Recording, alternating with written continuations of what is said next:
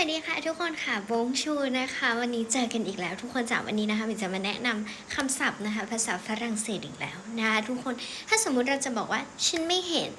นะคะฉันเนี่ยมองไม่เห็นนะคะหมายถึงไม่เห็นสิ่งกีดขวางข้างหน้านะทุกคนนะคะอย่างเช่นมีสิ่งของอยู่ข้างหน้านะคะหรือว่ามีคนอยู่ด้านซ้ายด้านขวานะอุ้ยฉันไม่เห็นนะคะฉันไม่เห็นนะคะในภาษาฝรั่งเศสเราจะพูดว่า je ne vois pasนะคะ je ne vois pas นะคะแปลว่าฉันไม่เห็นนะคะทุกคนจ๋าอย่าลืมนะคะอยู่ว่างๆนะเอาไปฝึกพูดฝึกเขียนกันได้นะทุกคนนะคะหรือว่าใครที่ไม่มีคู่ซ้อมนะคะหมายถึงไม่มีคนเพื่อนพูดเป็นเพื่อนนะคะก็ฝึกหน้ากระจกได้เลยทุกคนฝึกหน้ากระจกนะคะแล้วก็พูดแบบนี้ทุกวันนะคะสะสมคำศัพท์ไปทีละนิดรับรองว่าทุกคนเก่งขึ้นแน่นอนนะคะทุกคนจ๋าไปแล้วนะคะเจอกัน